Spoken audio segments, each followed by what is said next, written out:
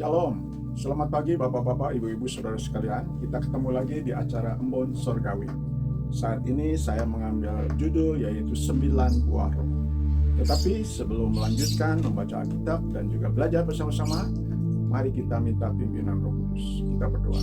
Bapak yang surga, terima kasih Tuhan, saat ini Kau memberikan kesempatan kembali untuk menyampaikan firman Tuhan. Kiranya urapi hamba-Mu, urapi juga Bapak-Bapak, Ibu-Ibu, dan Saudara sekalian yang diberikan anugerah kesempatan untuk mendengar, untuk belajar, dan juga untuk menyimpan firman Tuhan, dan siap melakukan bukan dengan kekuatan sendiri, tetapi oleh karena Roh Suci yang menolong kami.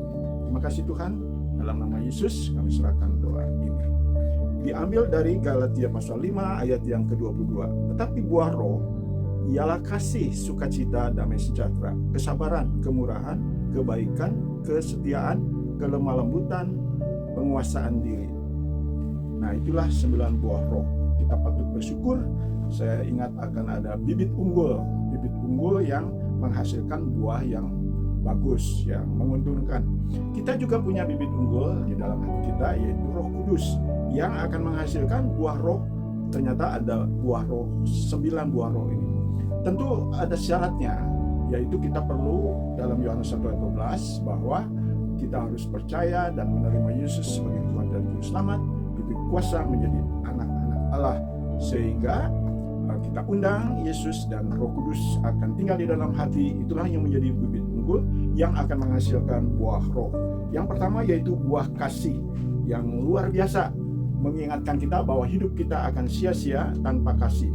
Kasih di sini yaitu kasih agape, kasih pengorbanan yang bukan hanya dimiliki oleh Yesus, tapi Yesus juga berkata, "Akulah kasih." Nah, jadi kita hidup apapun yang kita lakukan, kegiatan harus ada dasar atau motivasi, yaitu kasih yang akan lebih menguatkan kita.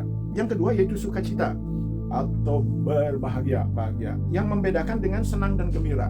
Kalau kita mendapatkan hadiah, tentu kita senang dan gembira. Tapi kalau kita kehilangan hadiah itu, maka kita akan berubah, kecewa, sedih. Tetapi kalau sukacita dan bahagia itu karena ada yang didapatkan di dalam, yaitu keselamatan, bahkan penyertaan Roh Kudus, maka tidak terpengaruh oleh situasi. Dan ini perlu bagi kita supaya kita bisa bertahan untuk tetap bersukacita. Yang ketiga yaitu damai sejahtera. Tuhan sudah menjanjikan damai sejahtera, dan kita yang mengikuti Yesus sebagai Raja Damai, tentu kita suka akan perdamaian. Jadi kita tidak menjadi hakim. Kalau ada peperangan, maka kita doakan dua belah pihak supaya suatu waktu mereka bisa berdamai. Dan juga sejahtera. Hidup kita bukan hanya cukup, tetapi dalam Yohanes pasal 10 ayat 10, Dia gembala yang baik, maka akan memberikan hidup yang berkelimpahan. Yang keempat yaitu kesabaran. Kita ingat akan contoh tentu yang utama adalah Yesus, Yusuf, Ayub yang terkenal bagaimana sabarnya menghadapi segala kesulitan, baik kehilangan harta, kehilangan anak, dan juga dihina oleh istri, bahkan teman-temannya yang tadinya mau menghibur, tetapi akhirnya bisa menyakitkan hati Ayub.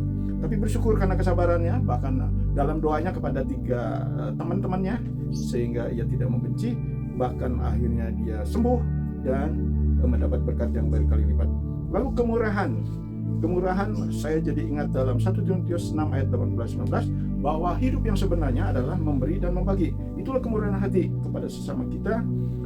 Tentu memang ada titik tolak yang penting, yaitu tentang keselamatan dari Tuhan Yesus.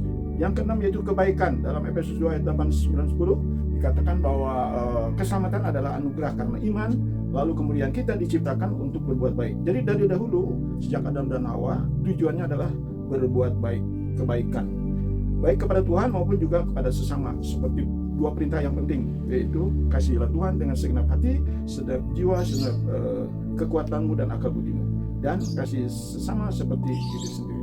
Lalu yang ketujuh yaitu kesetiaan.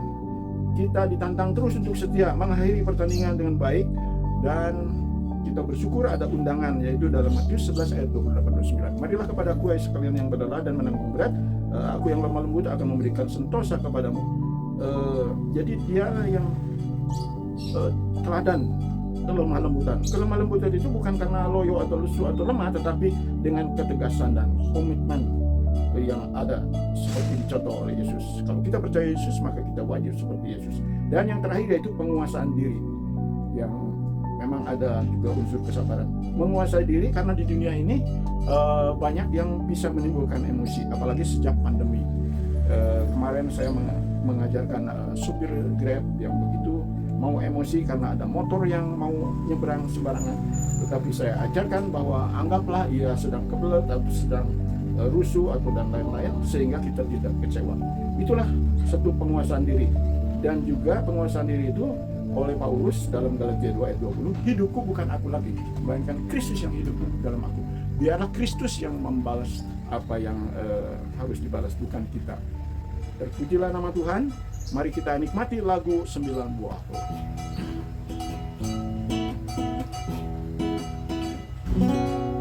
Sembilan buah roh kasih, sukacita, damai sejahtera, kesabaran, kemurahan, kebaikan, kesetiaan, kelemah lembutan, dan akhirnya penguasaan diri. Dan akhirnya penguasaan diri. Mari kita terus apakanlah, mari kita terus hayatilah, mari kita terus nikmatilah, mari kita terus lakukanlah, dan akhirnya mari kita bagikanlah.